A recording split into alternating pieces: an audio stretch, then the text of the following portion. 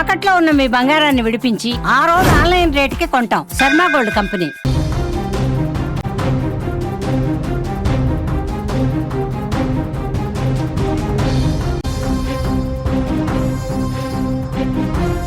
Ration కార్డులో పిల్లల పేర్లు నమోదు చేయాలంటూ వచ్చిన ఓ వివాహితను వీఆర్ఓ లైంగికంగా వేధించినటువంటి ఘటన పల్నాడు జిల్లా బెల్లంకొండ మండలంలో వెలుగులోకి వచ్చింది.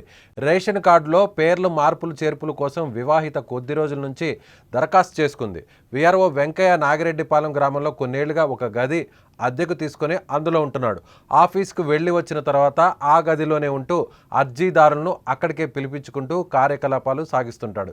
వారం రోజుల కిందట వివాహిత వీఆర్ఓ వద్దకు వస్తుండగా కాలయాపన చేస్తూ పలుమార్లు తిప్పాడంటూ, ఇక తన కోరిక తీరిస్తేనే సంతకం పెడతానంటూ ఆమెను వేధించినట్లుగా తెలుస్తుంది.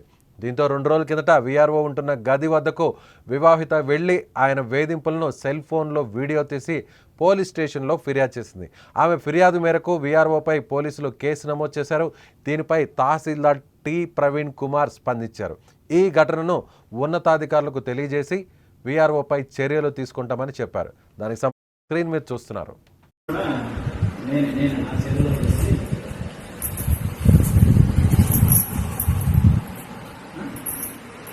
నన్ను ముట్టుకోవద్దని చెప్పాను. నేనెవరా? నా ఇష్టం. నేను తినడానికి ఏం తేలా. నాకేమొద్దు. రాయిష్ తెస్తాడులే. మొన్న అంతే కదా, తీసుకొస్తా అని అన్నారు.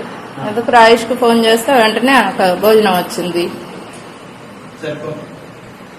ఫోన్ చేస్తాను, వస్తాడు. నేను పోయి తీసుకొస్తా, తిను. లేదు తెచ్చుకుంటే తిను. ఓకేనా? ఏం కావాలి చెప్పు. మనసు ఉందా? మనసు ఉంటే ప్రతి అమ్మాయిని ఇలానే కదిలిస్తారా? మరి నాకు 100 మంది 1000 మంది వస్తుంటారు. అది నా నన్ను కదిలించావుగా. ఎందుకు కదిలించావు? అదే దేనికి?